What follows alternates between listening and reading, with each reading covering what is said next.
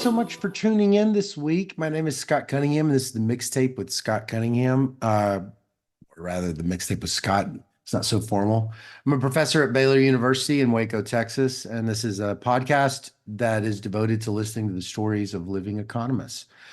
This week's economist is Martin Gaynor. He's a professor at Carnegie Mellon and has now moved into the Department of Justice to work on topics in antitrust. He's historically focused on health care in particular.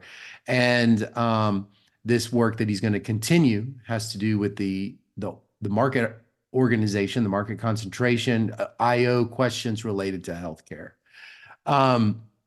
We had a wonderful talk. And unfortunately, after the cameras quit rolling, there was even more wonderful talks that we had. He's a fabulous economist with a very interesting journey that did not start out very well by any measure. One measure of a career starting out is you get a job.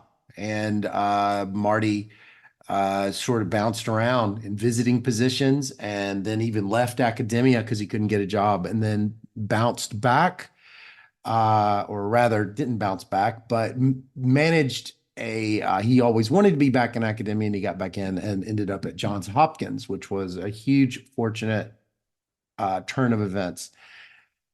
So it's a story of a lot of things.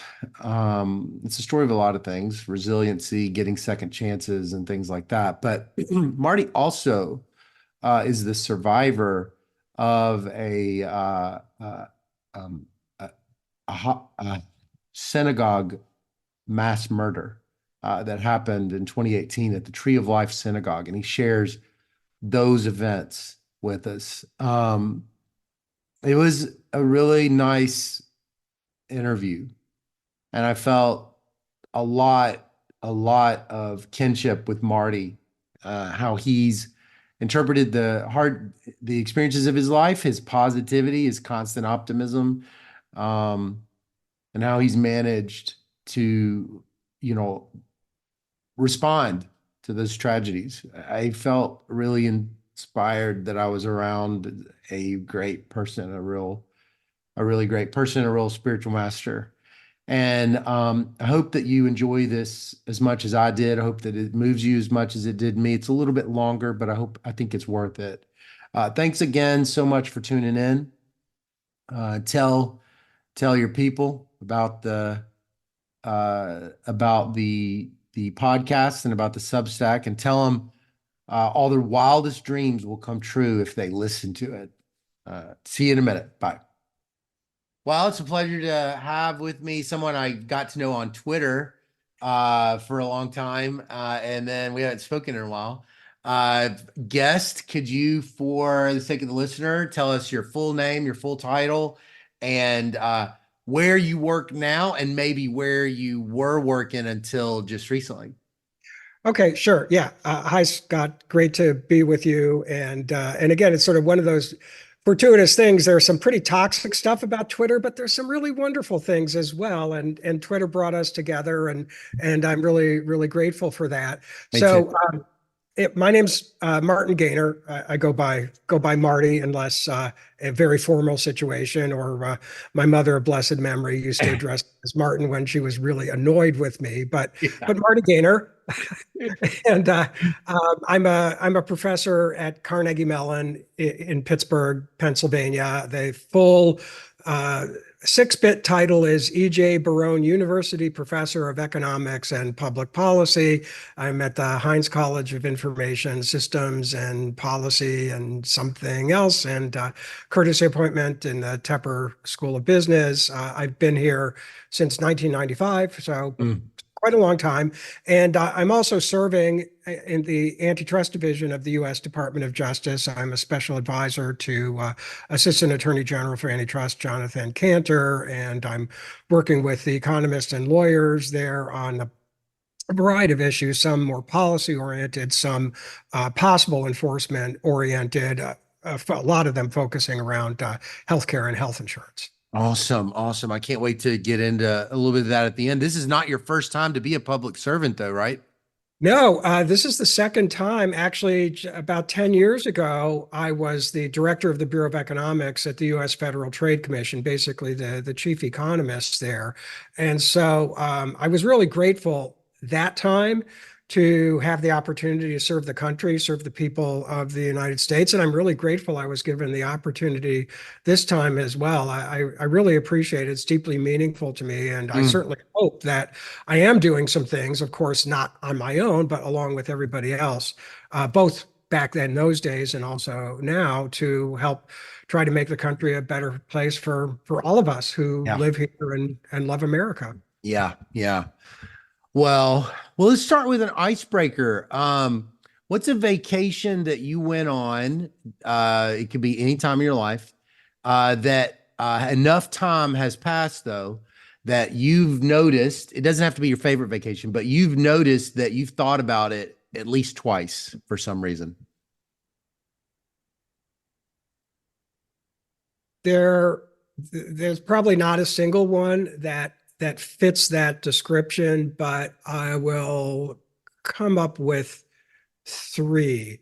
One, um, after I graduated from college, and I graduated a term early, I went to University of California at San Diego, and I graduated. They had quarters, three, so I graduated after the winter quarter, and I'd saved up some money. Parenthetically, it turns out tuition at the University of California back then was $636 a year. That's Okay. A how little bit long different now, I heard.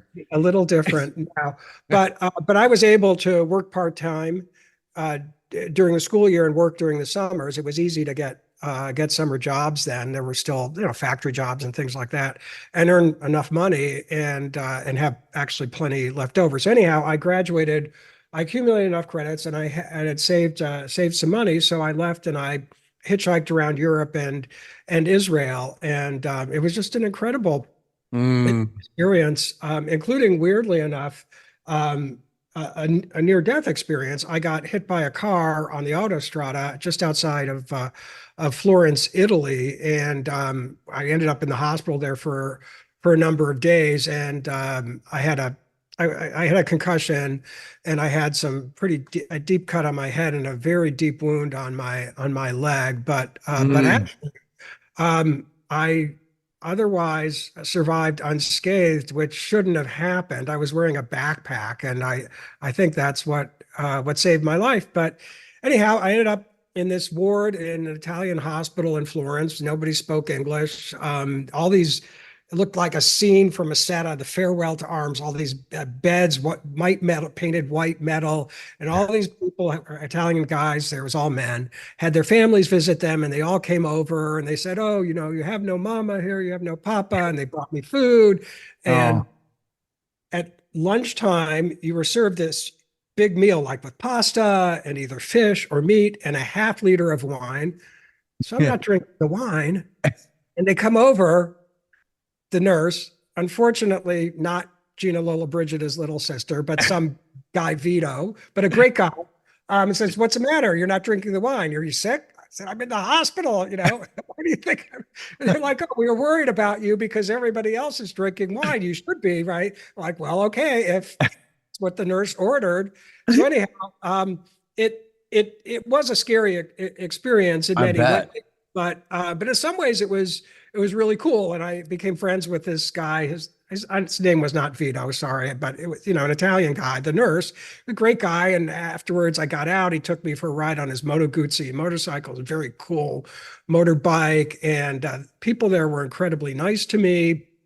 And in some ways, it actually was a very positive Mm, experience. So anyhow, that was a very memorable trip, and I think back not just to that, but to other aspects. It was the very first time I was in the state of Israel and saw mm, family members there, and made a whole bunch of friends. And then uh, after my wife and I got married, actually, I took the summer off. I was teaching at University of Texas at Arlington at mm, that point, and we traveled around Europe for about 3 months on our own. Had a lot of adventures. We're on a train in Germany and put my backpack at the end of the train, and then went to get it. And it turns out the cars had separated, and my backpack, it turned out, was on a car that went somewhere else. And Did you do like we a running leap to get didn't to know the that. end of We the didn't know what car? had happened. It was just gone. So we get off the train in Ulm, go, and of course, there's an office for the railway police, and they're there, and we write out this report, and like, whatever, that's it. It's gone. And months later, we get home, and I don't know, like 6 months later, this package comes from the German railroad, and the backpack is in it. Yeah. Everything is neatly folded, like my underwear is neatly folded. And the only thing that was missing was one roll of film, which must have fallen out. It was just like, you know, conform to the national stereotype. Everything was organized. They got it to the right address.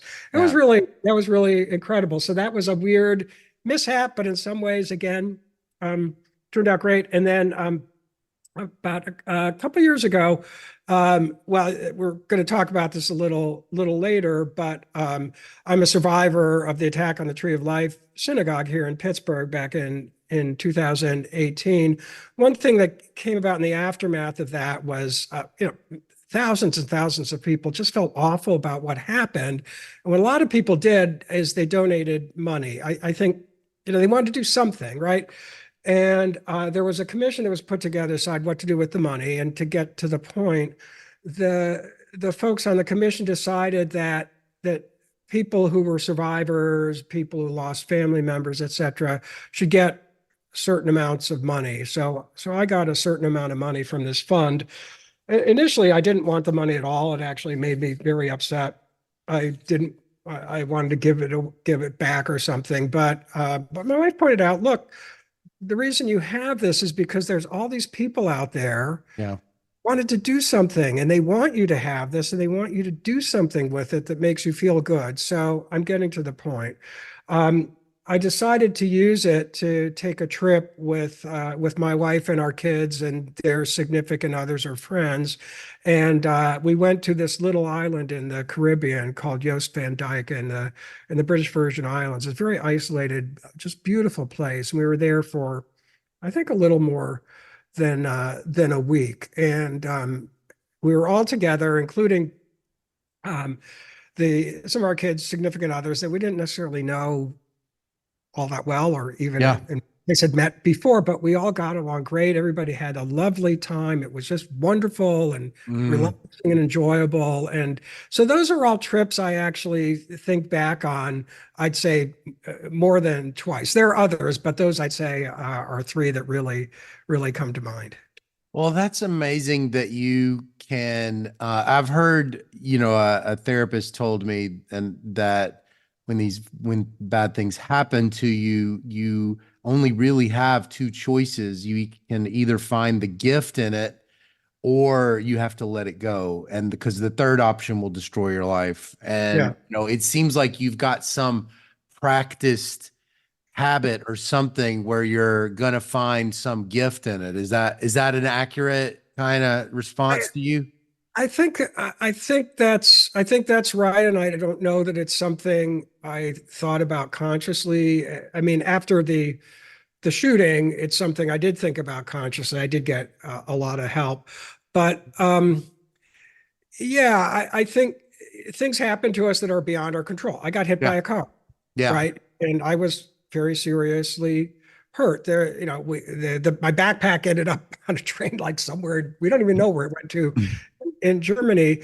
You have no control over those things. Some of these things are really awful and terrible. Yeah. There's no question Yeah. about it. The only thing you have some degree of control over is how you respond. And Yeah. I think people need to know, also being realistic and charitable with oneself, that things happen, they're upsetting. It's okay, like, not to view it as a gift initially. Exactly. Exactly.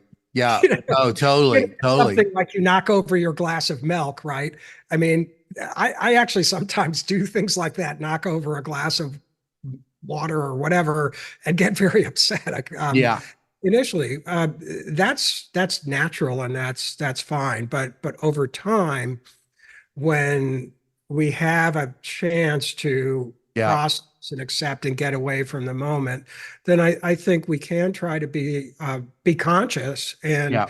and deliberate Yeah. about these things and make an effort. And Yeah. again, it's And not the all. timing of it. There's seasonalities, there's a it's not always appropriate to do anything other than just recognize your own feelings, Yeah, and yeah, that's really a compassionate thing to do to yourself, is to just recognize your feelings and feel them. sure. Look, Yeah. we've all had the experience. This is a podcast about economists and economics where you submit a paper.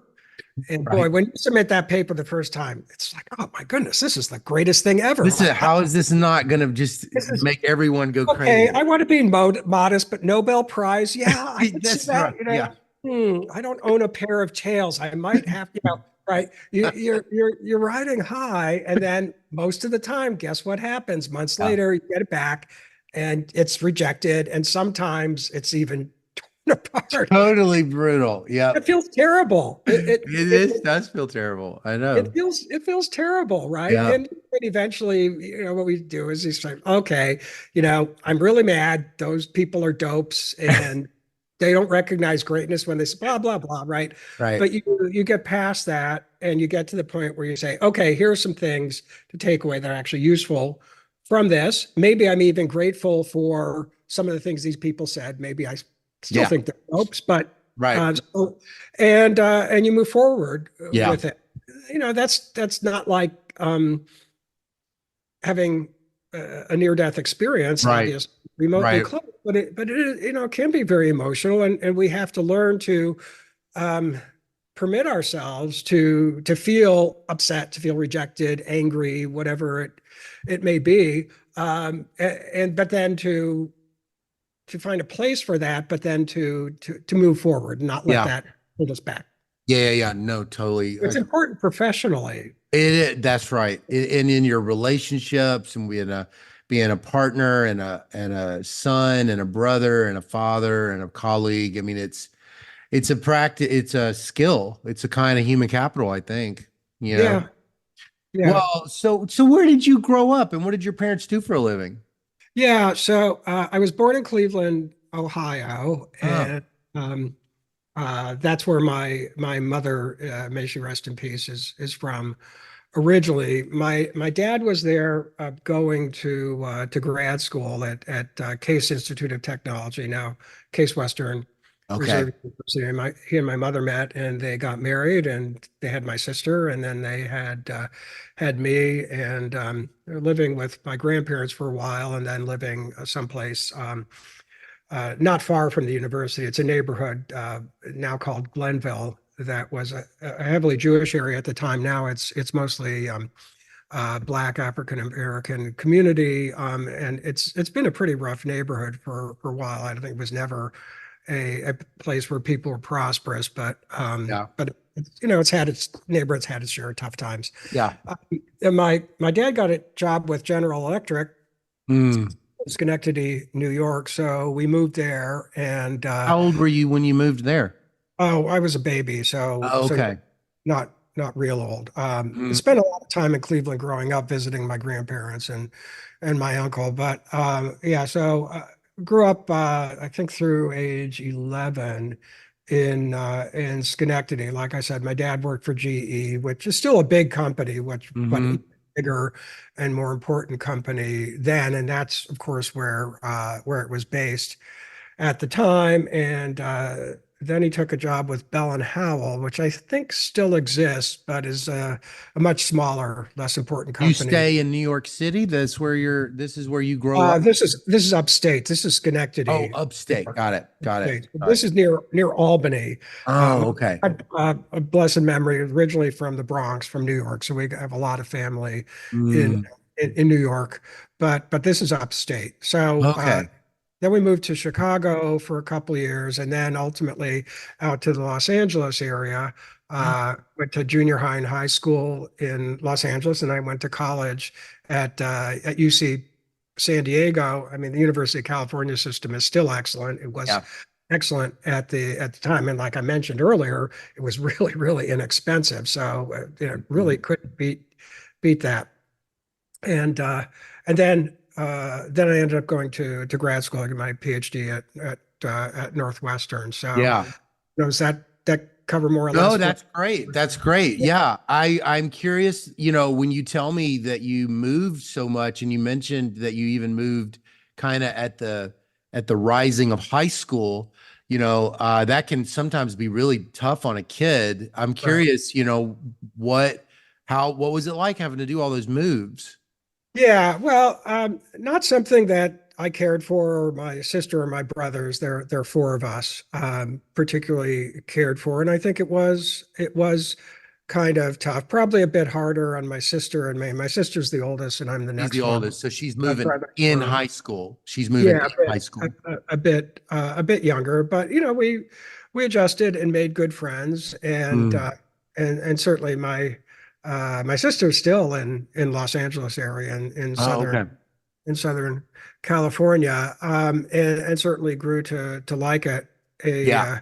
uh, a great deal. Eventually, my grandparents of blessed memory and my uncle moved out there, so we had I think some cousins on my mother's side who lived, it turns out, lived in the LA area. So we did have Mhm. some family members in the area. But yeah, it definitely took some adjustment. No Yeah. question I about mean, that. the Los Angeles has such a just a really neat part of American history. At least all I really know about it is from movies, but the the Steven Spielberg movies of being a kid there in like those suburbs just seem so wonderful. And was it when you were there, was it did you really enjoy the culture? Like, I mean, what was it like? Yeah, it took a while to get used to. I remember a few things were rather really surprising to us. So the schools, the hallways were open air. I mean, they might be like that in Mm, Texas too, because you have the weather for it, but yeah. they weren't enclosed. So, they had a covering and a walkway, but it was open. We're like, what? Wow, this is wild. And the high school was all on one level. It was not multiple floors. It was all on Yeah. on one level. And that just kind of blew our minds for a while. And initially, we couldn't find any good pizza anywhere. Oh, Pizza was sure. terrible. Yeah. Yeah. So Yeah. changed Yeah. completely, right? Right. Right. Right. Um, and sort of Mexican, or probably I should say more, Mexican American Uh-huh. food. That was a very new thing Yeah. for us. So a lot of changes, but we really grew to like it. Obviously, the weather Yeah. is nice. Wonderful. Right. And yeah, a very outdoors oriented Mm. lifestyle, just doing so many things. Hmm. Whereas that's really nice and very relaxed. I mean, kind of lifestyle too. So Yeah. yeah, definitely grew to like it. Of course, I moved back east and haven't. I don't think I'm You're not ever. going back. No, you're not going No. back to Cleveland.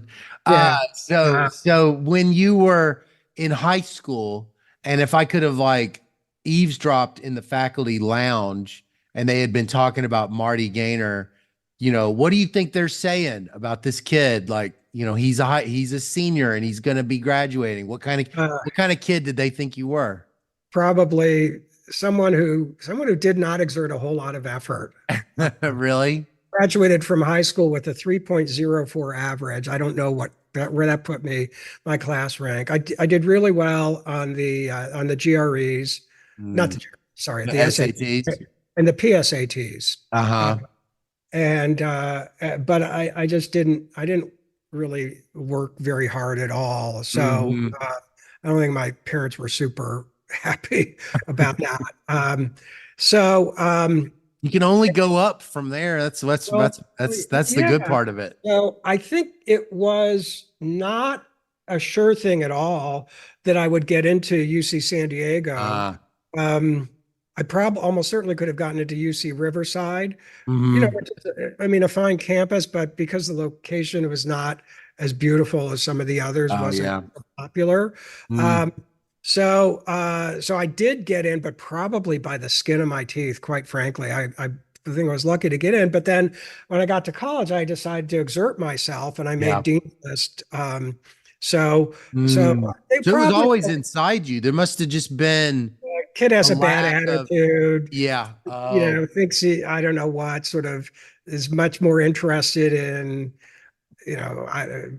being a pseudo hippie, um, chasing girls, right, yeah, right.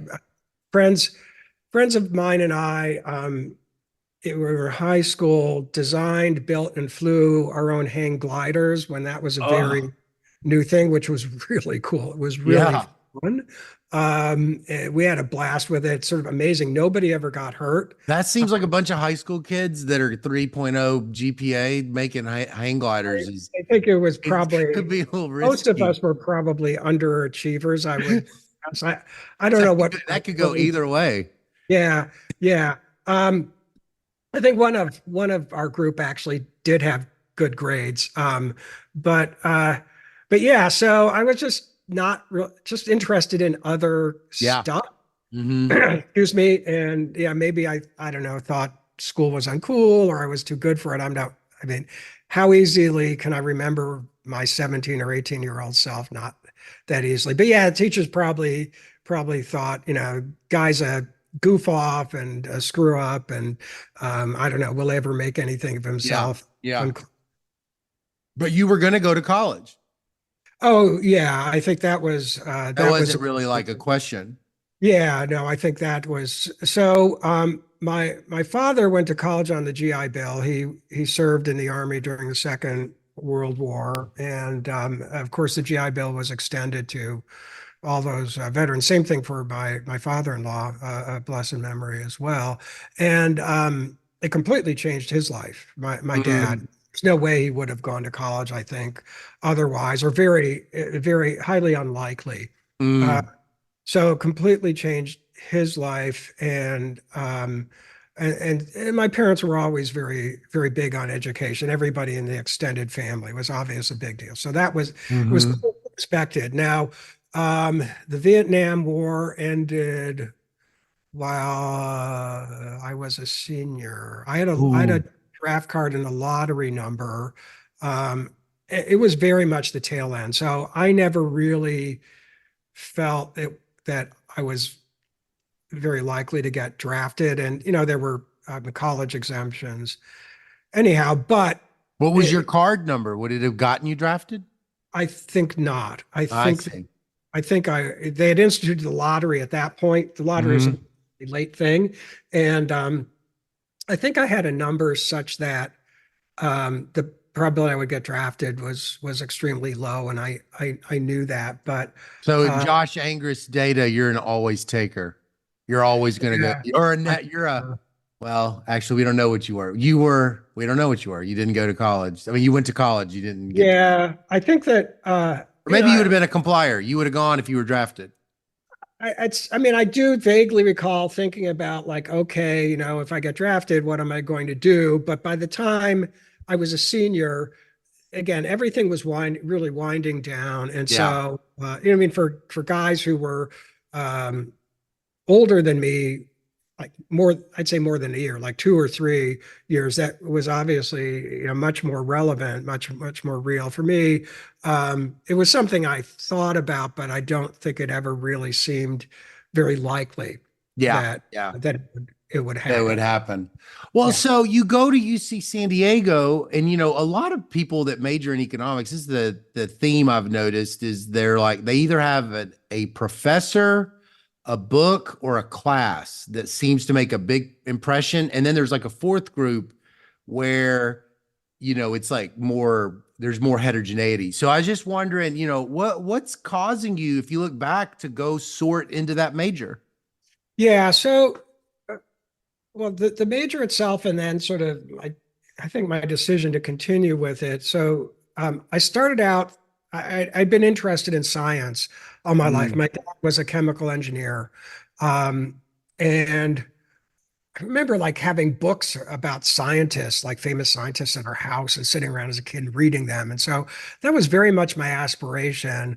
And there you had to take this very rigorous general ed, like you had to take, I think, a year plus of science, started with basics physics and continued, and then, chemistry and biology, and then a year of calculus and a year of humanities. And it was all in a very rigorous general ed, and not just math and science, but like I said, they had this really terrific humanities sequence as well. And you had to take social science. Anyhow, so I take physics, and freshman physics is, the usual Newtonian mechanics stuff, Tarzan swinging on a vine, that kind of thing. And Mm. I like that. I found it pretty straightforward. I'd liked physics in high school. I actually really enjoyed the physics classes. One of the teachers in that class who really motivated me, he was a bit of a smart aleck, and I Uh-huh. think it got my attitude a little bit and Uh-huh. kidded me around a little bit. And Yeah. so physics would be really, really, and it was sort of felt like it was like the glamour, Yeah. uh, branch of the science, all these famous physicists. Anyhow, Sure. well, did that. And then we get to quantum physics, quantum mechanics. I could do it, Uh-huh. but the intuition just completely escaped me. I just Right. did not get it at all. And I think it's a pretty common Mm. phenomenon. And that really kind of left me cold. I'm like, oh, I don't know. Like, I really want to do this. I'm good at math, but I don't think I'm like physicist or theoretical physicist good at math, Yeah. right? There, to be a really good theoretical physicist, so you have at least some versions that you have to be basically an applied mathematician. Right. I don't think I quite have that kind of ability. So anyhow, I was thinking, oh, I don't know about this, and oh, maybe I'll do chemistry and like biology. I didn't want to do biology because at that point in time, like the pre-med stuff was completely nuts. I had friends, my roommate, college roommate was pre-med, and all they did, they ate, drank, and slept and studied all the time. People just were completely crazed about getting into medical school. And so most of them were biology majors. And I was like, I don't want to deal with that. No, Yeah. no. So I guess I must have taken freshman economics as part of the breadth requirements. And I think it was taught with calculus. And I'm like, hey, I kind of like this. Like, I kind of get how it works because it is kind of like physics in some ways. I Yeah. mean, and sort of I like that it was precise or felt precise, right? Scientific, but you're dealing with real world things, and like, well, you could do something to actually help society be a better place. So I really like that, and I think that's what happened. I drifted into economics, and I found that I liked it. I did well in the courses. So, Mm.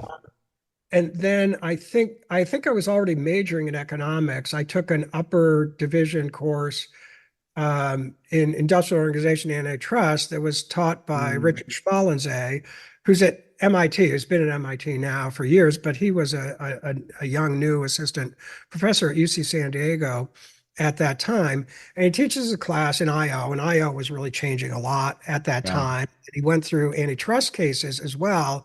And I thought, wow, that's really, really interesting. I really liked that, how you could bring economics to bear on these very real world, very applied Mm. problems, really get some traction and some insights. And I had taken a course in political science that was about like Supreme Court cases. We like read all this stuff and wrote briefs and stuff. I'd been thinking, well, maybe law school. Yeah. And I did that. And I thought, oh my gosh, like I do not like this at all. Uh, Mm-hmm. Not belittling that. I mean, I have friends.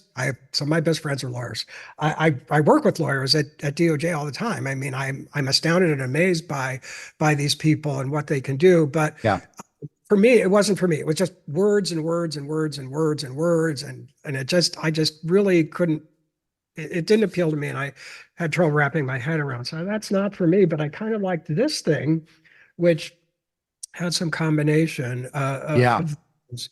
So You sound like you had the transition into econ that I hear about a lot, which is the public policy carrot kind of pulled you in a little bit. Is that right? yeah, I really liked the idea of doing something that could make a difference. Yeah. I really did. And so it was on Mm. one hand the scientific approach Mm-hmm. economics has. I like that, and I'm comfortable with mathematics. I Mm-hmm. realized something that was, again, I don't mean this to sound negative, but something that was just words wasn't such a great fit for me. Yeah. But I also like that was applied in the real world, and like you could work on some things that could actually help people. I Yeah, yeah, found that yeah. enormously appealing. Yeah. I wonder if the Vietnam War, in the shadow of the Vietnam War, was your generation just probably a lot more, had this kind of in the variance of interest as a cohort of in public policy. I would just imagine you're probably have been thinking about policy questions before you even end up at college. That's a good question, Scott. And the best answer I can give is I don't know. I've never Yeah. thought about it from that perspective, but certainly, um, growing up, even as a younger kid, and certainly high school and then college age, um, all that stuff was certainly in the air, being aware of it. Of course, when I was in college, like all this stuff was pretty much done. I think, were a couple occasions where there were protests on campus, but there Hmm. wasn't much of that. But nonetheless, people thinking about alternative things, maybe trying to reimagine society. I Yeah. remember there was a book called "Small is Beautiful." Yeah. Yeah. Yeah. Yeah. Was very, I think it had just come out, was very popular at that time, and was sort of an attempt to kind of rethink some of these things. I'm not advocating for or against Yeah. it. That was out there. And of course, economists were thinking seriously about environmental issues. I think that was a Hmm. relatively new thing. Some other applied areas, education, health, these were all still relatively new in, Hmm. in economics. So perhaps it could be that had an influence. But if that's the case, I do have to say it's not something I was conscious of at the time, or even until you mentioned it. I'd never thought of Yeah, it. but you've got this. You're telling the story that you said. The policy does in that antitrust case or antitrust class or the IO class. Those are the things popping a little bit. Is the story you're telling? It's Yeah, yeah, interesting. that really caught my imagination, and of course, Richard Schmalensee, Dick Schmalensee, was just Yeah, a wonderful I teacher, bet. and I'm sure that he still is. I actually had the good fortune last fall of meeting him for the first time since then. As you may or may not know, the antitrust division at DOJ and the FTC issued new merger guidelines, and Mm, they had a series of workshops all over the place talking about them before they were formally adopted. So I was invited to be on a panel at one of these workshops in Boston, mm.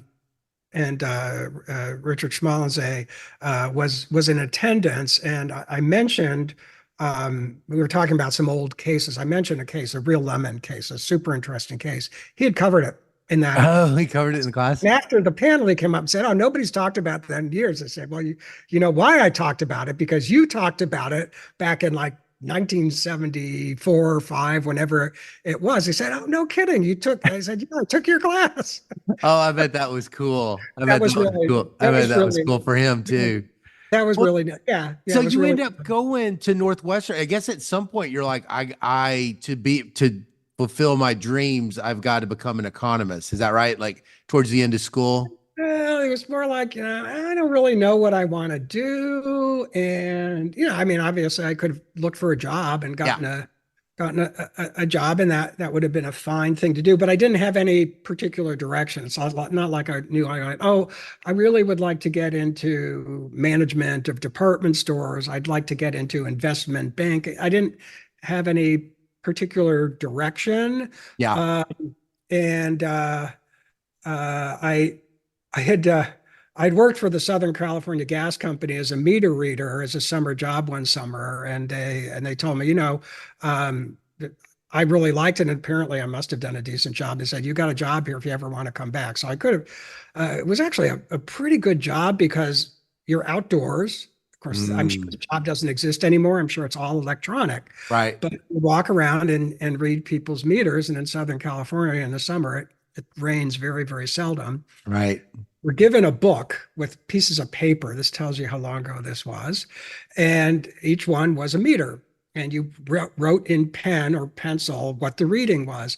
And whenever you got to the last page, you were done.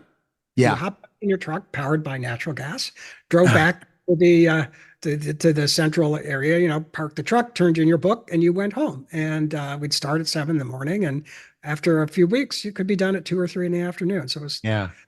a bad job at all. But anyway, I kind of was thinking, well, I don't know that that's exactly what I want to do. And I kind of gotten turned on to the thing. I knew law school didn't really seem like a good Right. fit.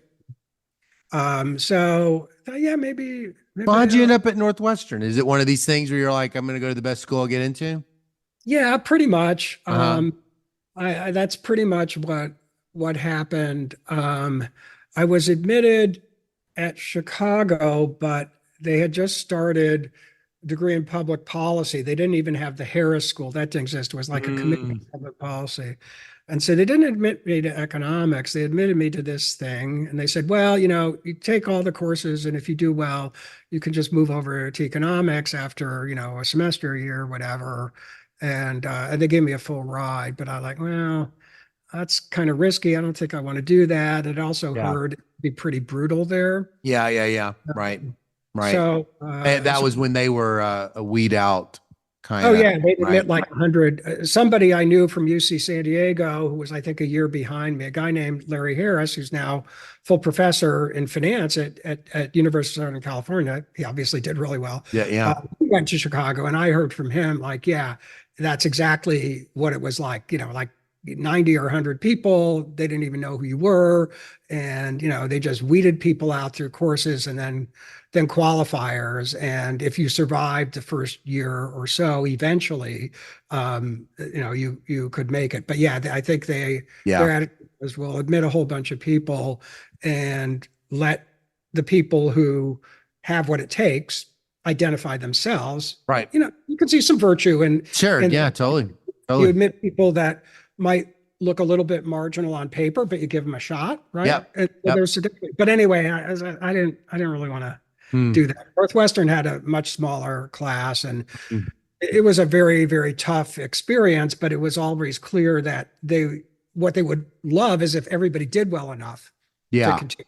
So anyway, yeah. Well, so aren't you at Northwestern at a really great time in econometrics history? Am I thinking of like John Rust and Goldberger? Am I wrong? Mansky? Yeah, no, that's different. So I showed up, and actually Mark Nerlov was there. Oh. He was my initial advisor. Just wonderful, wonderful, sweet man. But he overestimated my abilities. Like, oh, no, you don't want to take like the sort of statistics for economics class that econ offers and the metrics. You should be taking PhD level advanced statistics. Like, and I started thinking like, thank you for thinking so highly of me. I don't know if that's the wisest choice. So anyway, but yeah, at that time, so it was economic theory where Northwestern was really strong, and they Okay. had as like either brand new or very, very young assistant professors, Bengt Holmstrom, Paul Milgram, Oh, Roger wow. Myerson,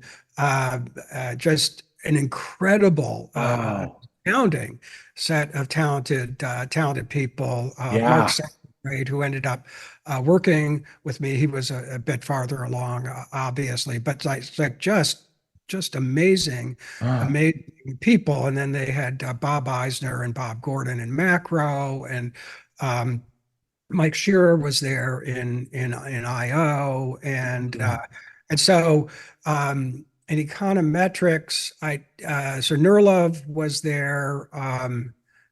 Steve Koslett, who had been a McFadden student, Oh.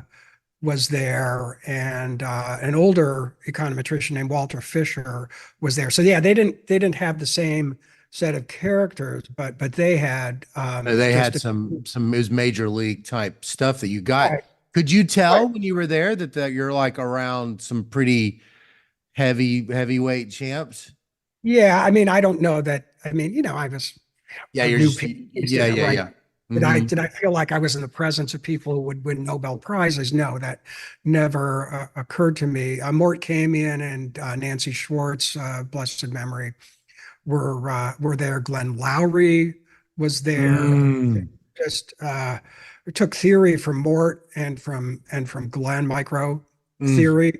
Both, I mean, like obviously incredibly smart, just amazing economic theorists, but also great teachers and incredibly patient, incredibly patient. I spent so much time in Glenn Lowry's office just trying to figure out what was going on. Yeah.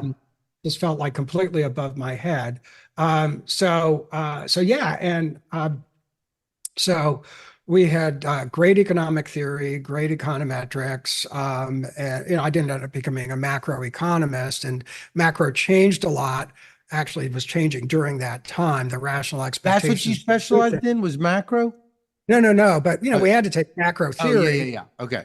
Macro, we learned very quickly became dated. On the other hand, I think we picked up some Mm, valuable stuff. IO changed a huge amount. What I was taught during IO sequence, is now very, became anachronistic very quickly. On the other hand, I really learned sort of basic economics and basic yeah. intuition and thinking very rigorously and hard, even if sort of the methodology, say what Mike Shearer taught and the kind of methods he used are not what's used in IO, haven't been some time, but taught to think very hard and very, very rigorously. And then Mark Pauly, who does health, Oh, was there. And I completely stumbled into working on health economics. I started yeah. off thinking I'd like to do international Uh-huh. actually. And then I was looking for a summer job, and somebody said, "Oh, you should go talk to Mark Pauly. Walk down the street. He's got some project on the economics of hospitals, and they need to hire research assistants."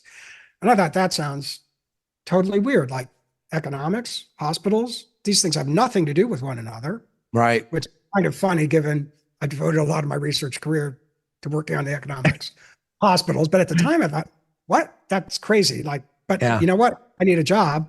So I went down there and I talked to Mark, and actually I ended up working for somebody else, a guy named Phil Held, Uh, who's a research economist there, and had some data that had been collected on physician group practices, medical group practices that included information on how they divided up revenues and costs inside the group, sort of what was the incentive or the mechanism by which they divide that up. And they asked them questions about things like risk preferences and other stuff. So an incredibly rich data set. I ended up yeah. writing my dissertation on this. Oh, Again, not wow. even knowing what I was getting into, but people were working on economics of organizations. And obviously there was a lot of work on incentives, Yeah. theoretical, Mm, almost nothing empirical, right? yeah. Oh, So I ended up doing, I don't want to oversell it, right? But it's some very early work, empirical work on economics of incentives and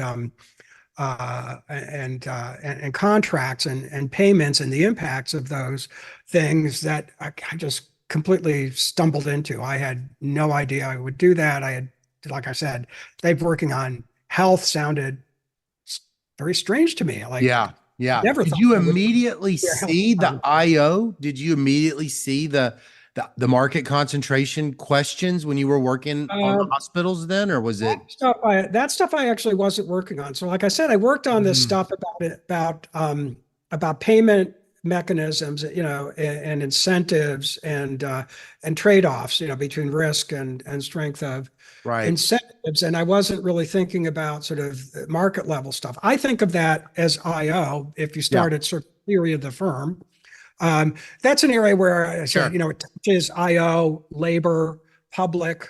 Hmm.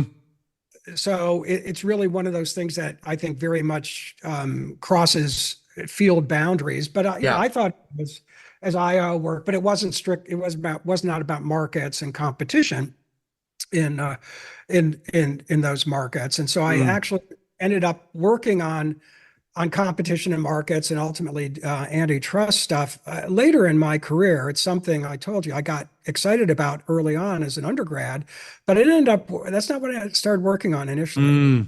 Mm. Yeah. Okay. So you now kind of going into your career, you graduate and you jump around a little bit. You listed you've been at three places at least. Um, so where do you start out? And where you were at Johns Hopkins second, right? Or was it first? It's a long checkered Okay, so that's what I was wondering. Okay. history. So I did not have a good start to my career. I'm very grateful. Actually, I ended up with opportunities along the way, but sort of briefly, here's what happened. So I left Northwestern in 1981. I was not done with my dissertation. Bad idea. Yeah. Anybody listening, don't do that. And back in those days, it was not that unusual actually to leave and finish your dissertation the first year or so, Yeah. but terrible idea. So I was hired as a visiting assistant professor at VPI, and now it's called Virginia Tech. Uh-huh. At that time, the Public Choice Center was there. It was Jim the Buchanan public choice people. was Yeah. there, and all those folks. And That was like Gordon Tullock and Buchanan were both there. they were both there, and then Oh. other people. But also, the chair of the department was a guy named Dan Orr, who was an economic theorist. He'd actually been on the faculty at UCSD. He moved there, and he brought in a bunch of theory people. So it was quite a good department Yeah. at that time. Anyway, I'm a visitor there. I'm working on my dissertation. I'm there for a year. I don't finish it. My girlfriend, now my wife at the time, was back at Northwestern, and VPI, Virginia Tech, is in Blacksburg, Virginia, which is a beautiful spot, but there's no job opportunities there. Mm. So she and I decided we wanted to be together, and I looked for a job. I found a job at Rutgers Newark, the Newark campus of Rutgers. We said, okay, that's the greater New York area. That seems good. So I left VPI and I went to Rutgers Newark. I was an instructor there because I hadn't finished my dissertation. It turned out, unfortunately, this was the early 80s, there was a recession, and my wife couldn't find decent work there either. But anyhow, she's an economist. she had a bachelor's in economics, but she was just looking for, just a regular job. Things didn't go well for her in that regard. I was hired there, and on a one-year contract, they said, you got to finish your dissertation. Anyhow, I think time rolled around. I hadn't finished it. I defended shortly after that, but the dean of the College of Arts and Sciences at Rutgers New York said, well, you're fired. So I actually got fired from there. I think he offered to let me stay on for a semester or a year, but it was clearly terminal. So anyway, eventually I did finish, but I then had to look for another job. So I looked for a job. I go on the market. I got a job offer as an assistant professor, a regular tenure track position at University of Texas at Arlington. So, well, you live in Texas, so Arlington is halfway between Dallas and Fort Worth. It's where the baseball stadium was there then. Football was still over in Irving, so it was not nearly as developed and big, but it's certainly big. So I got this job at UTA, and it was a good job. I had there were some other young people who had been hired at the time. The chairman was a guy named John Trapani, who had been at Tulane, and another IO guy, just a really good guy. Really Are they calling you an IO guy? Are they saying, "Oh yeah, Marty's an IO guy"? I find myself sort of IO and health. This is another part of the story. I sort of took a while to actually sort of calling myself health person. I'll digress a little bit. So for a long time, when I came out I finally finished in 1983. I left Northwestern in 1981. Like I said, I bounce around. I get fired. I finished, so I have this tenure track position. But anyhow, at that time, it was really hard to get health stuff published in mainstream econ journals. Oh, yeah. RJP, REStat, QJE, et cetera, et cetera. It was really hard. It had to be about some general thing, but with an application. So health is an illustration. That has changed tremendously, right? If you look at the top 5 journals, even the more technical ones like REStud and even Econometrica, you'll see health applications in there. Yeah. But that was not the case. So I said, I'm an IO person. Yeah, I work on some health stuff. And actually, I did some other stuff. John Trapani and I wrote an airline paper.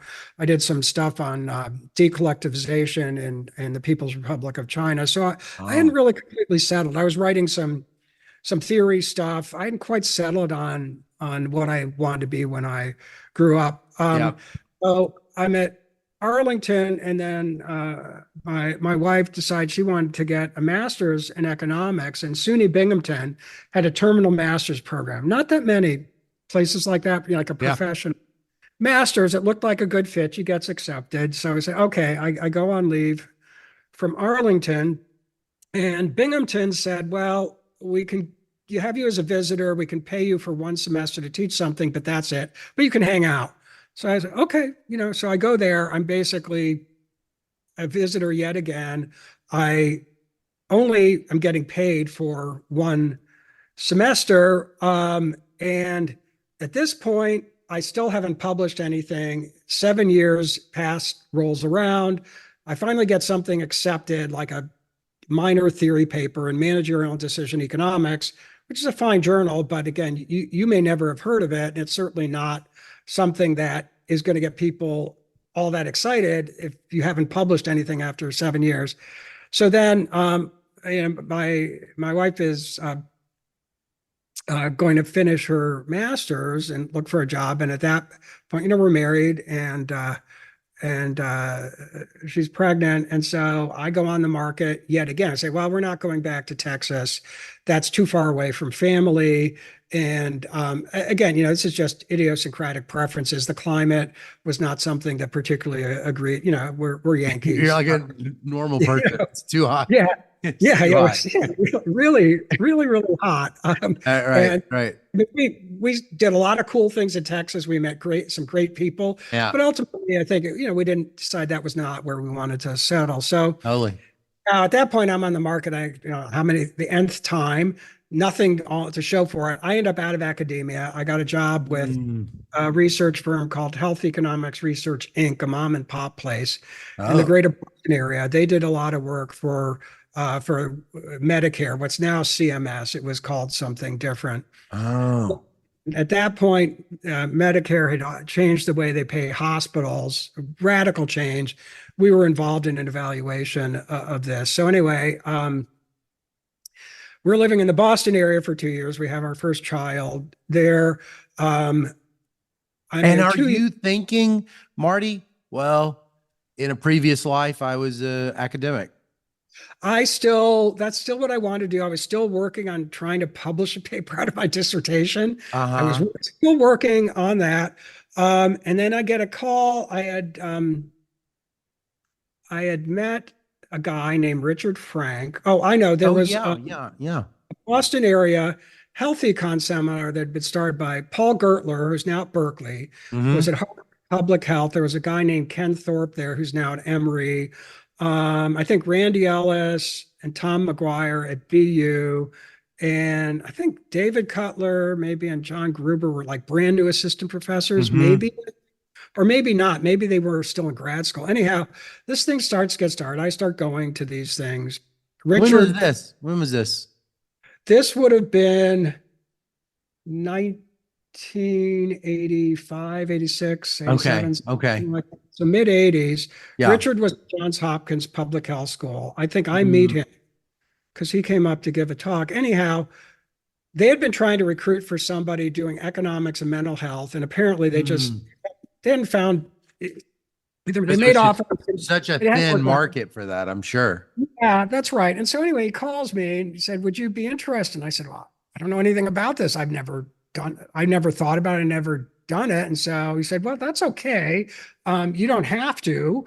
You do have to be willing to work on it." And I said, "Well, why not? I mean," we talked about it. And honestly, I'll be honest, Scott, I didn't know much about it at the time, but I quickly became aware this is a huge deal. Yeah. Right? I mean, about social issues, right? Yeah. 1 in 5 among us has experienced an episode of serious mental illness at least once during their life. It's a huge deal. And there also had not been a lot of work by economists on this. Tom McGuire done work on this.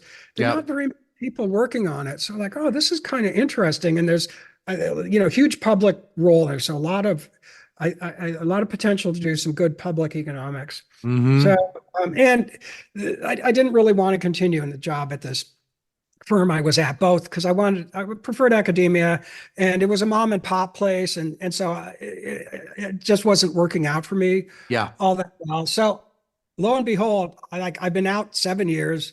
I got this one paper. Is it a tenure track job at Johns Hopkins? It's a tenure track job. I get incredibly lucky. In the econ department. in the econ, not in the public health school. in the public health school. Got it. Eventually, I had a joint appointment with econ.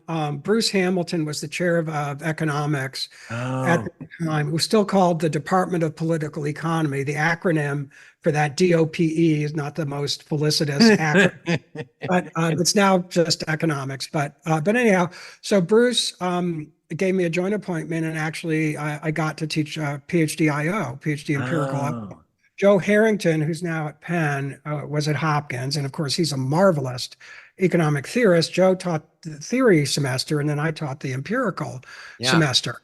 So So it all just start to come together, like it at starts to Johns come Hopkins. together. Your papers start hitting and stuff. And I finally get something written up out of my thesis, and I submit it, and eventually gets accepted at Rand. And at that point, the dam broke, or I got over the hump. Yeah. I think also, like, being at Hopkins, both being able to talk to people like Richard, Yeah. David Salkever, other people in public health, Joe Harrington, and others in economics. I mean, having colleagues of that caliber makes a real difference. Totally. And then, as you know, I think there were really good economists every single place I was at. Virginia Tech, Rutgers, Newark, Texas at Arlington, SUNY Binghamton, Health Economics Research Inc., really good people doing really good work, every single place. And I benefited from interactions with those people in all those places. It really helped me in many ways, even if I didn't always appreciate it at the time. Yeah. But there are advantages from being at a place that is recognized as being in the pecking order. Yeah. Economics. I'll be honest. So I think, you send something in, even if you're not in the econ department, you're at Johns Hopkins. It makes a difference. It gets a second look. It gets a second look. And you're not writing the same papers at Johns Hopkins than you would be if you weren't at Johns Hopkins. You got these colleagues, you got these students that are smart. I would talk to Carl Christ of blessed memory in the hallway. I mean, one of the, all-time great econometricians and most wonderful human beings ever to exist on the face of this planet. Just incredibly generous with me. And that the department would bring through Sherwin Rosen, Dan McFadden. You get to talk to these people. That's unreal.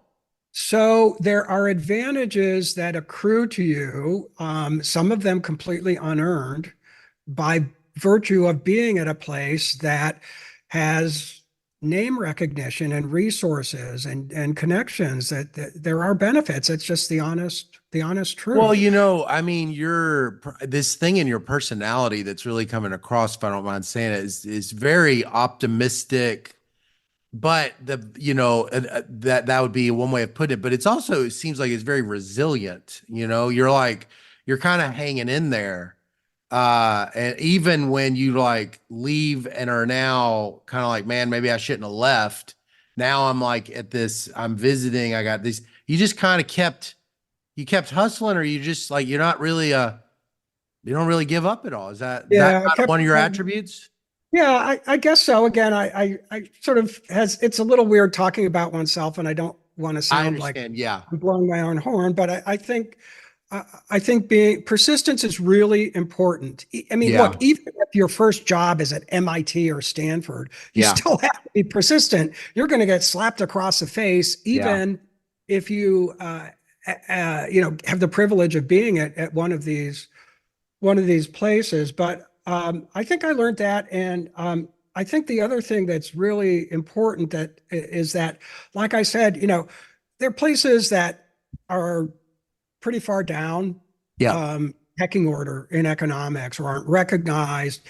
There are good people at all these places. I had really good colleagues at Rutgers, Newark, at Texas, at Arlington, all of these places. I benefited from interacting with all these people, and there were people who were very, very generous with their time and their input and feedback, and really helped me a great deal at every single place. So I think the profession has gotten a lot better than it used to be. But there is still, I think, there is a pecking order, and Absolutely. tend to look down. I mean, you're at Baylor, which is it's a good place, Mhm. but it's not Michigan Yeah, or totally. No, I get it. It can get in your head too. It can get in right. your head and you can but it seems like, I just keep thinking you all of as you recount these things, you just keep saying the things you got from it. And it just reminds me, you seem like someone that is either it's coming naturally or you choose to let go of some things and then like Yeah. really be salient about the gifts from it. I don't I don't know want to over exactly. I know you're a normal Yeah. person too. Well, I know my father was truly an optimist. Uh-huh. He faced some real adversity he was a Depression era kid. Mm. Um, things did not go well for my grandparents in many ways. My grandfather, of blessed memory, had failed business after failed business after failed business. But he picked himself up. And kept going. He kept trying. And my dad faced setbacks in any number of ways, but he was always an optimist. Mm. I'm not saying like he was always cheerful and all the time, but he was someone who really always felt like things were things were looking up. He found the positive, and he would work to find the positive, and I'm sure that had a big influence on me. I'm And sure. I mean, it's like you don't really notice that you're doing it, but right. other people can Yeah. kind of notice As it, a parent, you do so many things, and some of them are deliberate. You're trying to Yeah. imbue our kids with our values. Some of them, you're just who you are, Yeah. and you hope that some of that's good. The other thing I think it's important to say that I want people to hear is that nobody does this alone. Yeah, yeah, yeah. Yeah. So, and I don't want to give the impression like, oh, I'm so resilient on this and that. Yeah, okay, I will take credit. I think I honestly do deserve some credit, but you think of all the people you interact with, Yeah. and either like the sort of one-offs or the persistent people have been so giving to me professionally and personally over the years in every way, shape, and form. When I was at Rutgers, Newark, Mike Grossman, who was at the Graduate Center, City University for Newark, was the head of the Health Economics program at NBER. There was no healthcare program, just health economics. Mike did not know who I was. I was Mm. nobody. I was less than nobody. He gave me a faculty research fellow appointment Mm. at NBER, a desk to sit at the New York office, which was on Mercer Street and part an NYU building. I would go in a couple days a week, and that made a huge difference because I I could bet. put paper with yellow covers. Absolutely. Yeah. Yep. And Mike didn't have to do that. Yep. I don't know, he got He's a generous, he's as generous as they come. my work is not, as you know, Mike works on human capital. I mean, he's the guy who came up with the human capital model of health, working with Gary Becker when Gary Yeah. was an advisor at Columbia. I don't work on the kind of stuff Mike works on, Right. right? So there was nothing in it for him. He was Yeah, yeah, just yeah. who he is. Yep. And so there's so many people like that. I Hmm. mean, so many people, and that's And maybe this is one of the mechanisms where underrepresented minorities and women get tagged, because the distribution of resiliency, you could just imagine that that's like got a very thick distribution. A lot of people are resilient, but if what you're saying is right, that there's these complementarities that make it really work, which is that a person does kind of have to believe that like it will work to keep yeah. at it, and you And go yeah, ahead. and you have to get your foot in the door at least a little bit, Yeah, you have to right? get your foot in the door a little So bit. again, I think the profession is much better than it used to be. I think Hmm. there back in the day was a lot of implicit bias. Yeah.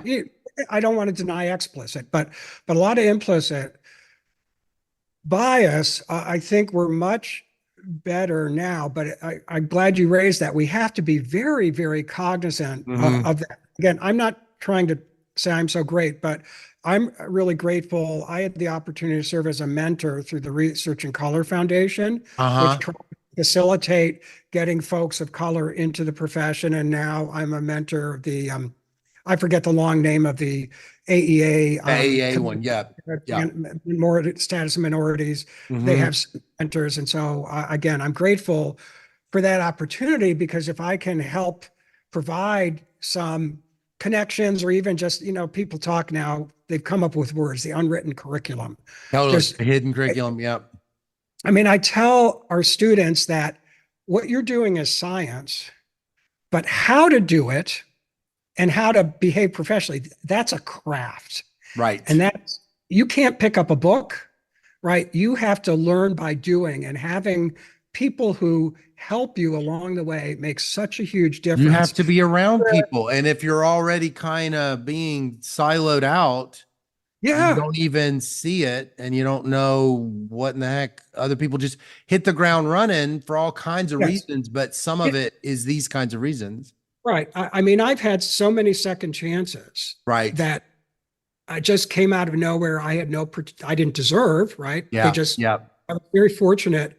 They came my way, but I'm also very aware of the fact that I'm a man and I'm white. Yeah. Yeah. Right? Totally. No, I And, completely again, hear you. white racists do not consider me as a Jew white, but Yeah. putting that off to the side, I have advantages other people don't have. But anyway, I've gotten lots of second chances, Mhm. and it would be very different otherwise. The other thing that's important to say, I think, is that having an academic career is not the most important thing in the world, and Yeah. having tenured position at a university that's somewhere, in the higher up in the food chain, oh, that's kind of a nice thing. That's not the most important thing in the Not the world. There most are important thing. Yeah. great jobs. There are lots of ways to contribute to society, have satisfying careers. Yeah. I happen to have found something I enjoy and has worked for me. But, when I was coming out of grad school, my highest ambition was to get a job at the Rand Corporation Mm. and play volleyball on the beach at lunchtime. Moved That's back to Southern that California. 17-year-old 3.0 Yeah, I average was like, kid was dang, you that can't get sounds rid of pretty him. awesome, hang out on the beach. Well, I interviewed with Rand. They didn't offer me a job, so it They didn't heard happen. about you making hand gliders when you were a kid. They were worried about you weren't going to be there for much longer. They talked to my high school guidance counselor. And, Exactly. They were like, no, don't do it. Well, this is a more serious transition, but I did want to, at least for a little bit, talk about the sure. Tree of Life Synagogue. How before we get into that day, how long had you been attending the Tree of Life Synagogue, and what was that community like? Yeah. Maybe still like. So I'm so the Tree of Life Synagogue building at that time housed three different congregations. So the Tree of Life congregation itself, I'm not a member of that congregation. Dor Oh, Chada, I'm a member of that congregation, actually, and another congregation here named Beth Shalom, and then a New Light. So New Light, Dor Chadash, and Tree of Life were in the building, and in the oh, building they shared a space. on that day. Yeah. So Dor Chadash and New Light were renting space because the Got Tree it. of Life was their building. So we had been in that building, oh golly, for a while now. Dor Chadash has been a number of different places, but a while. It was, it was home. Yeah. Hmm. How big was And how big was your community, your congregation? uh,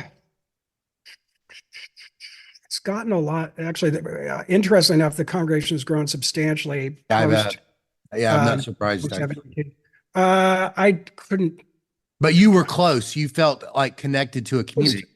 Yeah. So the group that would come on Sabbath morning, Saturday is of course the Jewish Sabbath, um, about somewhere between, I'll say, 10 to 25 people. You need at least 10 people to hold a formal service. Oh, Sometimes we get 10. We were, and the room we were in was right across the hall from the room that Tree of Life congregation used. If we oh, didn't have a quorum, in Hebrew, it's a minyan or minyan. You uh-huh. need 10 people. We would oftentimes just go across the hall, Grab uh, somebody. to the Tree of Life service. So we knew those people very well. I saw those people quite a bit. We saw them on the Sabbath, on holidays. I knew many of them. Certainly conversations, some of them better than that. New Light had moved into the building fairly recently. They had had their own building for a long time, but their congregation had been getting smaller and smaller, and they made the decision to sell their building. I don't think I didn't really know people in that congregation beforehand. I wasn't even really cognizant of the fact I mean, I knew they were in the building, but I didn't.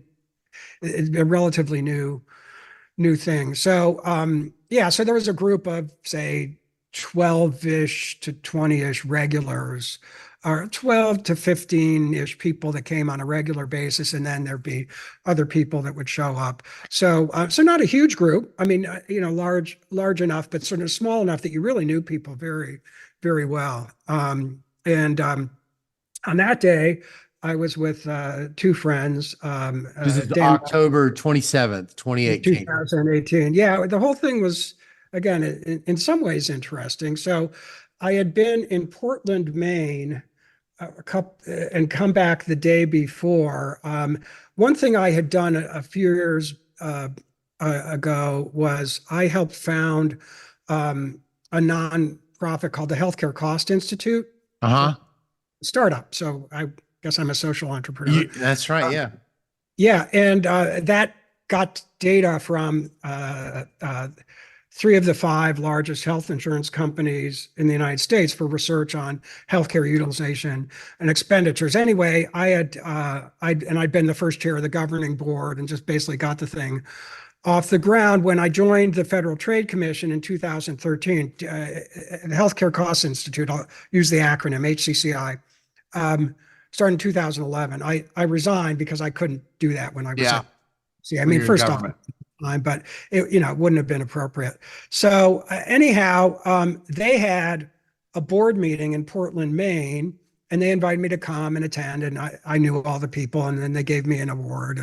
And we went to the Allagash Brewery, which is this craft brewery that was there. And one of the people actually knew the master brewer, gave us this incredible tour. Anyway, and Portland is just a beautiful jewel box of a city. It was a full day. And I get back Friday afternoon, plenty of time for the Sabbath. Everything was like great, going great.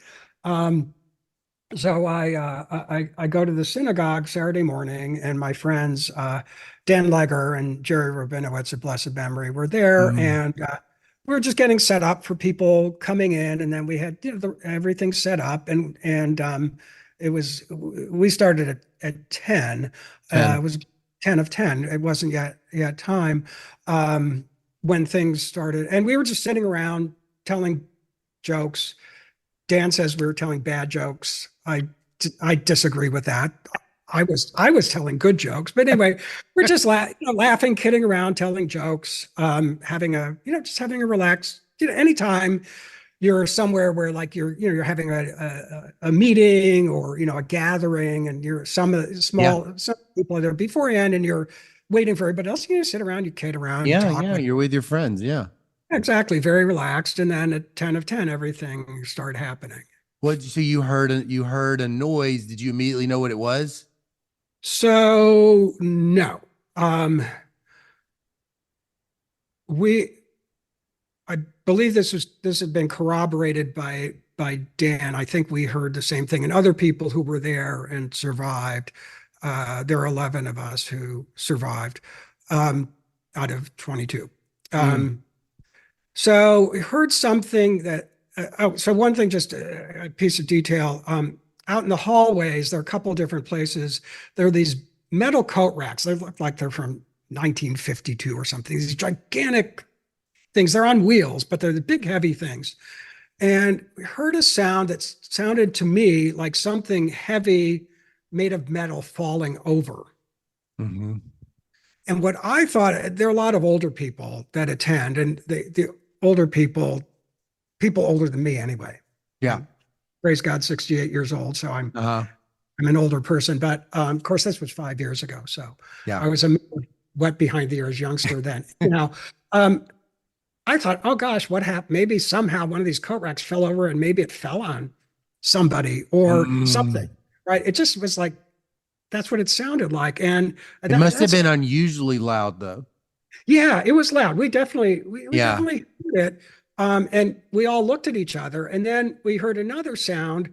It didn't sound the same. It sounded to me more like something like a big, heavy bookshelf Uh, felt, but is it not. yeah. Okay.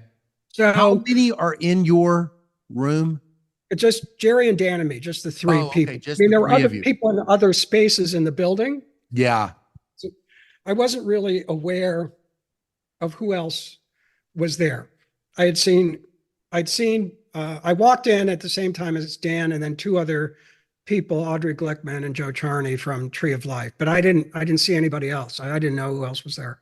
Um, so we all looked at each other and we got up and we headed to the door because I don't think we exchanged words, but it was pretty clear to me we all thought the same thing. What's going on? This is weird. Maybe somebody is hurt and needs help. So Because the last thing that you can think of is that this could be a shooter. no, because it didn't sound like It that. didn't sound like it. Yeah. No, just these sounds. I mean, I was explained to me later by, I don't know if it was the FBI or, I mean, law enforcement folks, anyhow, that's actually, those are sounds that can result from that, but it wasn't identifiable to me. So anyway, we went out the door, Jerry, Dan, me, we get out in the hallway, and then I heard gunshots. I Mm, recognized gunshots, no question mm. in my mind. They were gunshots and not 22s. I've shot 22 rifles, like, Boy Scout camp, things like Yep. that. But also, my sons and I were in father son stuff through the Y. And one of the things we did was go shoot 22s Hmm. at a rifle range. So I know, I mean, You're familiar with that. This was not that. familiar enough. I mean, I don't own guns. I don't fire guns all the time, but I have some familiarity. Yeah. I know what it sounds like. And I've heard, larger weapons being fired too. So this is from a very powerful firearm. He had a what? A machine gun or Um, like a I handgun? assault style weapon and handguns, It but was at pretty this big. point, Okay. the rifle was what was being Got it. used. Okay. Um, Oh, okay. but that's my understanding, anyhow. Yeah. So a couple years before that, I had attended a training session on active shooters at the university. Oh, really? So the university police do this on a regular basis. Most faculty ignore it and don't attend. Yeah. I and only one other faculty member and I attended that. A number of our staff members attended that as well. And I heard the shots, and the next thing I knew, I had turned around and I was running the other way. It just happened. So that saved my life. I That's can't what they prove tell this. you to do. They tell you to do that. Run, hide, fight. Run, hide. Oh, That and that I am you had that. I mean, because the fight or flight freeze response seems almost impossible to overcome in a situation like that. yeah. All I can tell you, Scott, is it happened. It wasn't initially, it was not conscious. It just happened. What about your So friends? They're not doing that. they went the other way. They went towards the sounds.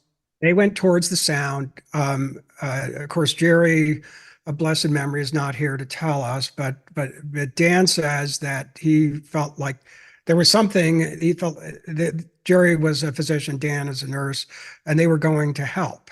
Sure. That's their Um, fight. That's their response to a yeah, situation yeah, like that. which is totally admirable, of Yeah, course. sure. Of course, and nobody knew what was going on Yeah, yeah, because yeah. no line of sight. There were just these sounds. Um, I don't know if they recognized this was the sound of a firearm, but I mean, it was obvious something was amiss. This was not normal. Mm. So this just happened, and I turned around and I ran in the opposite direction. And fortunately, I was able to get out some doors down a hall. At that point in time, of course, nobody knew what was going on. I knew that there was somebody shooting a firearm. I don't know who it was or what they were doing. And it was a domestic dispute. I had no idea. Yeah. I also did not know if there were other people, if there might be somebody outside Yes. waiting. But Yes.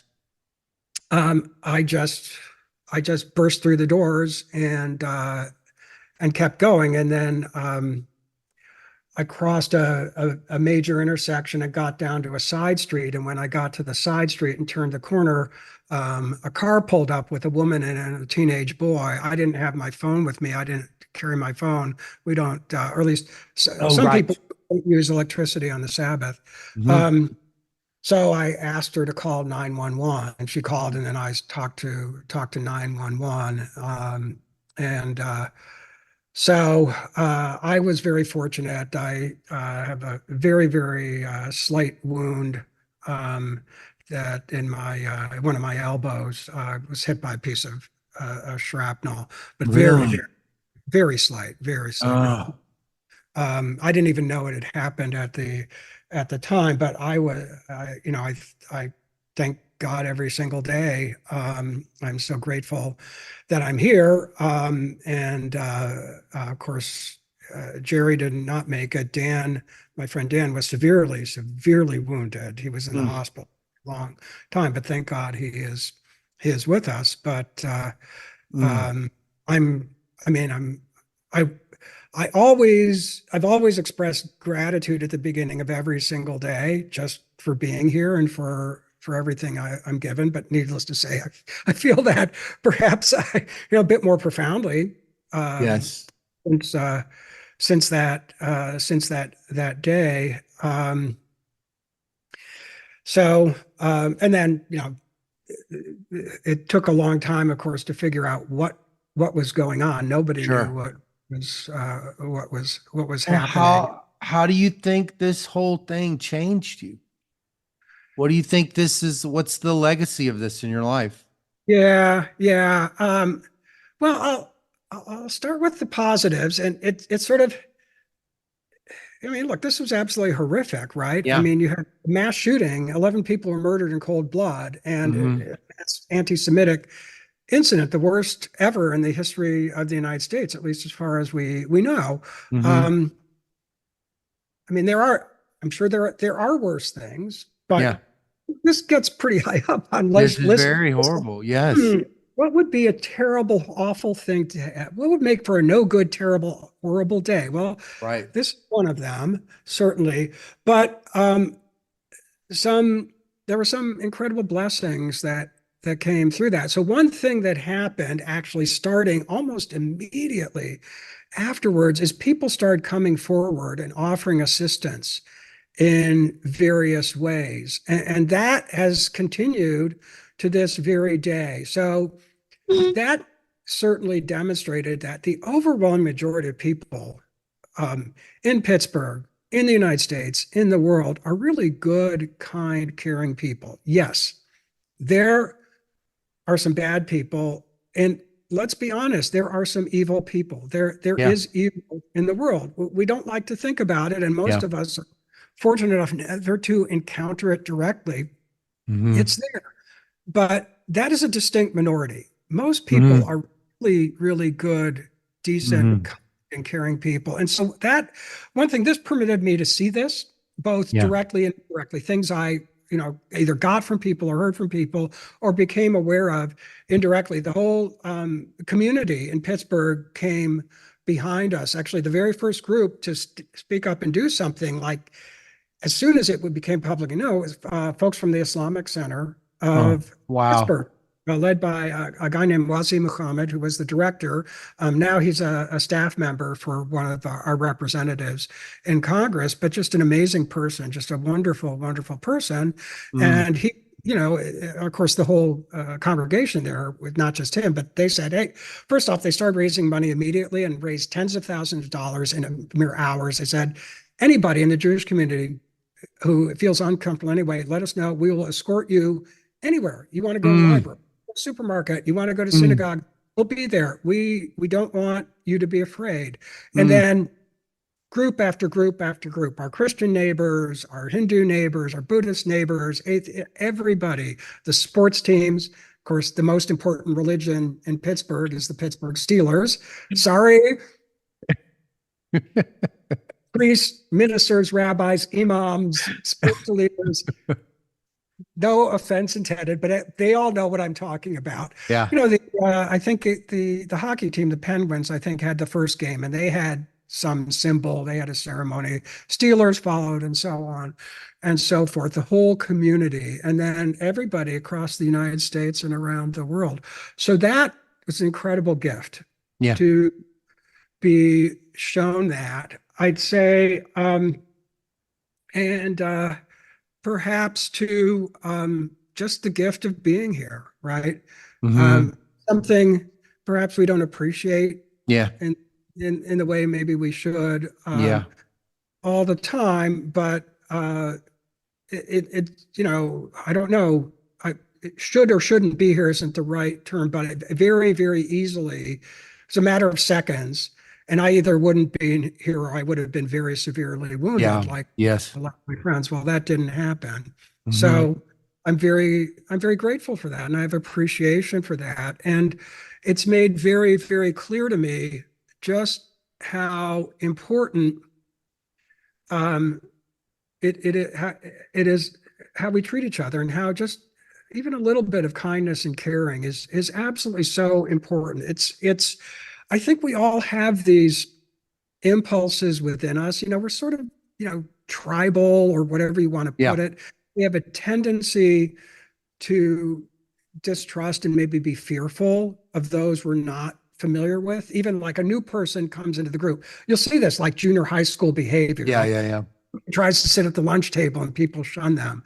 Well, then if somebody looks different, right? Their skin is a different color, their hair looks different, their clothing's different, the food they eat is different, they, go to a different place to pray, whatever it may be, we tend to be suspicious and a little fearful, and we can be, bigoted.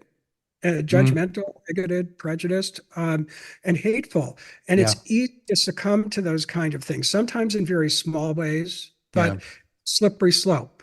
Yeah. And I think, we just have to, in the negative, be very careful about not letting that happen. I think it Yeah. can Yeah. happen to anybody, one. And two, really focus on just trying to be decent Yeah. to people. Just take another tiny moment here, right? Um, no one of us can change the world by ourselves. Yeah.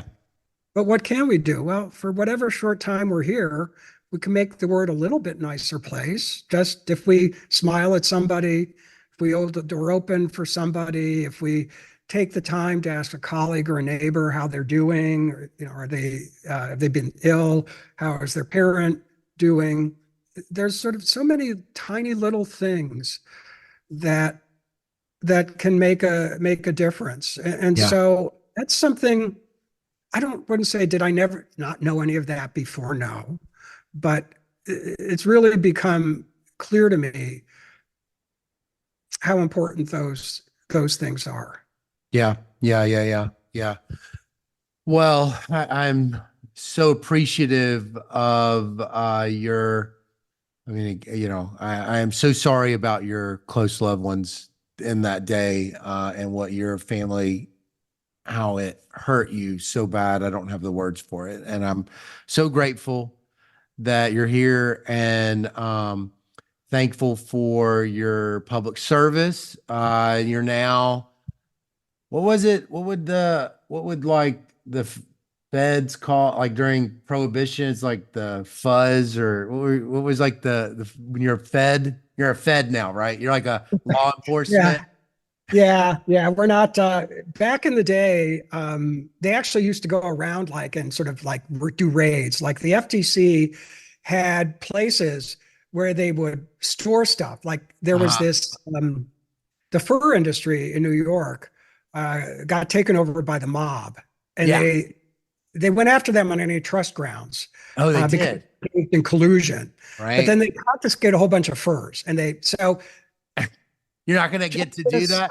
That's this not one of the doesn't happen. perks. That's not one Economists of the perks these economists days. don't, I in my mind's eye when I was at the FTC, I said, issue me a windbreaker. Can I pull off Yeah, that's on a right. raid? Wouldn't that be so that That didn't happen. They that's phased not the that out. role. Yeah, that Ah, doesn't happen anymore. It wouldn't be the that's, role that economists play. But I mean, I feel I personally have benefited tremendously from everything the citizens of this country have done, right? I mean, the education, I got the public safety. I mean, this place, my grandparents were all immigrants. This country welcomed us. I'm not saying it was easy. They didn't face prejudice, but this country has been really, really good to my family, and I'm really grateful to have the opportunity to give something back, and try and do some good for the country and for the citizens of the country. And that's really what this is about. I mean, the antitrust enforcement, we're trying to make markets work to the benefit of the citizens of the United States. And more often than not, I mean, markets do work pretty well, but you need entities there watching to try and prevent bad things from happening, or if bad things from happening, trying to stop those or undo those, and also to try and promote policies that make things work better. So if I can contribute even in a small way to that, that certainly for me is deeply meaningful. That's wonderful. That's wonderful. What a great feeling to know that all that skill and human capital that you've accumulated puts you in a rare position to do something that would really make a difference. That's really cool. Yeah, I'm really grateful I got these opportunities, and both 10 years ago and when this happened, it was literally a phone call out of the blue. I wasn't expecting it, didn't anticipate it. I took graduate IO at Northwestern from Mike Shearer, who had been the director of the Bureau of Economics at the FTC, actually just a few years before that. And I never dreamed that I would have the opportunity to work in that role in the same way that my graduate professor had done. I'm not saying I'm of that stature at all, but just I didn't have any ambition towards that. I didn't even occur to me I'd be given an opportunity, nor again this sort of second time around, as it were, with DOJ. I didn't expect I would have the opportunity to serve the country again. I'm really grateful for that. Well, I am too. Well, thank you so much, Marty. It's so nice to talk. Next time you're in Texas, I'll get you some barbecue and try to talk you out of all that stuff you said about the Steelers. Try to help you remember where you came from. Yes, indeed. Well, I know in Texas, or at least in greater Dallas-Fort Worth metroplex, the Cowboys. That's right. Religion is well, and I understand and respect that. Yeah. All right. Well, you have a great day. Yeah, thank you, Scott. It's really good to be able to talk and chat together, and I'm looking forward to the day where we finally get to meet each other. Yes, I am too. I am excited about that. All right. You have a great day.